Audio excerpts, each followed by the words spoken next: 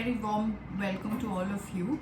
I'm Sheena Misra Ghosh, a consultant psychologist, and I'm here today to share with you something that is really very serious and that's something that we all need to really think about, give a serious thought to, and deal with this together so that our children can cope with the present environment, with the present times, and we see a better tomorrow.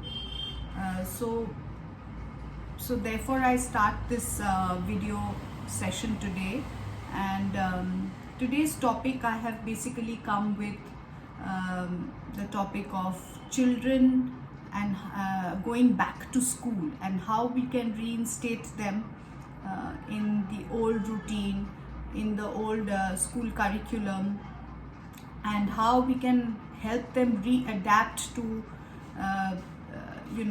what used to be before the pandemic. So it is really a long time that they have been away from school, away from the usual curriculum that they had been following from the onset of their lives, so to say, school lives, so to say. But only in the recent times, for more than about 1.5 years, they've been staying home and doing classes online, and they've been doing tuitions online. They've been also doing their extracurricular, co-curricular activities online. Somebody, for example, dancing, somebody, for example, doing their singing classes, somebody, for example, doing their drawing classes. It's all been online, and it's been pretty chaotic for them initially to get used to the online system of education. And now, once they have sort of gotten used to the online system of education, now going back to school is becoming a real problem.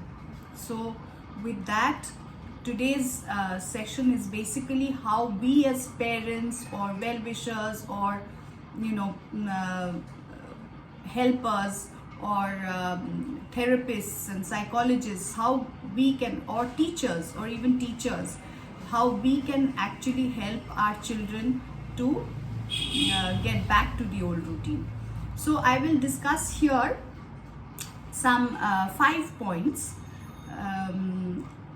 The first one being that it would be always very necessary for parents to speak openly to their children, speak about these anxieties that they are going through, speak about the tensions that they are going through about going back to school, because the shift was drastic and very sudden.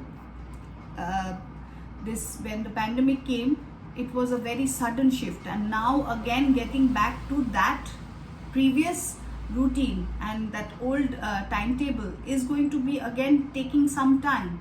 So it is always important to speak to your children so that they're able to actually express what exactly they're going through.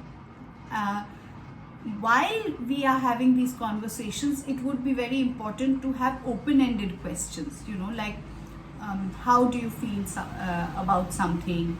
What do you think about going back to school?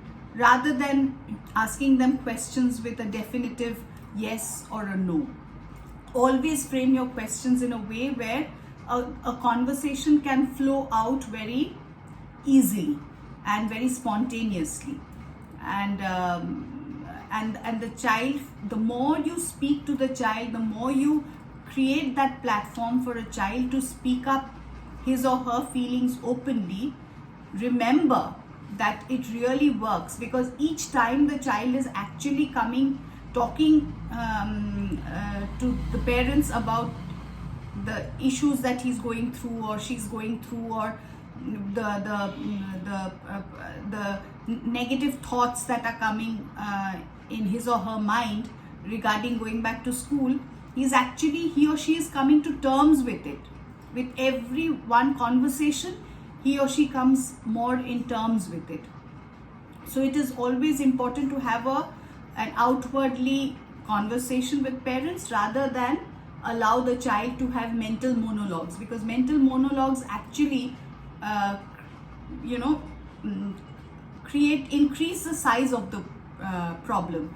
With one negative thought, there are more negative thoughts, that are actually accumulating in the mind, and the child is not expressing it outside, and that is the cause of all the more anxiety, all the more worry, all the more apprehension. The second point is when parents should actually think of doing a dry run of, say, a routine or a structure that used to be present earlier, and now in these times also they should do a dry run of that. Maybe fix them a routine or fix them a timetable, give some structure, and then maybe carry it out for a couple of days in the house, so that the child is able to know exactly what to expect. So when in times of uncertainty, predictability really helps. Predictability helps to, again, build mental preparedness. So the moment the child is able to predict what lies through the day and what actually till what time to what time the child is expected to do something, and then from after that what the child is expected to do, if it is predetermined, then it helps the child to actually feel more confident and get better prepared for the day. So it is very important, I think, in these times to that parents do a dry run for about 5, 6, 7 days maybe before children go back to school properly. Number 3 point is that parents should actually encourage their children to go and speak to school authorities. So in case the child is a little uncertain or nervous or feeling a little bad about what is going to happen in school, it is very important that they go and openly ask school authorities or a counselor or a coordinator who are more approachable people on the school premises, and they should also be ready to offer any kind of suggestions, advice or help that the child may need on campus during these times. It is very important to create a support system within the school premises, because there will be many children who will actually through the day may just for no reason feel a little unwell, for no reason may have certain symptoms of, say, headaches or say nausea or say symptoms of just wanting to feeling very tearful or just somehow missing home or just not being able to sit around on the desk for that long. So it is very important that a support group of this kind is formed within the school premises, so that, and parents should encourage children to go visit these teachers or go visit these the support group where they can get any kind of help. The 4th point is flexibility. Now, parents need to actually inculcate the characteristic of being flexible. However much a parent is flexible, actually they teach their children as well to be flexible. Now here by flexibility I mean that what happened before the pandemic is not going to be the same now. So what used to be earlier in school, like for example, the student knew where his or her school classroom was. The student knew where his seat was.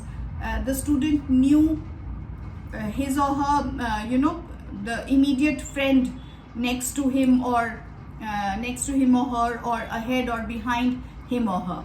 And for very small children, maybe that those 3 or 4 people around the child used to be the child's main friends. Maybe they would play together in class, they would chat in class, they would communicate in class, also share tiffin in class. But now that is going to change drastically, because the classroom may have changed, the place may have changed. Now with the hybrid system of education, wherein some children are going to come in, some children are going to come in for a little bit, and then stay home for a little bit, and the other children will come. So it's going to be and some people will have it online while others will have it offline. So it is going to be tough. Maybe the children will not, the students will not even get to see those known faces, the 3, 4, 5 handful of known faces that they used to hang out with in the from the seat. But here is where parents need to really intervene and tell them that this change is bound to happen, and that the more they talk about it and they explain it to their kids, their children will be again open to this change, or this this difference what is coming up with this difference that is happening now, and was not there earlier. So I think this is one very important part. And the last and final point is a very, very important point, and that is that parents need to help, parents as well as teachers and people like us, they need to help children to reconnect with their friends.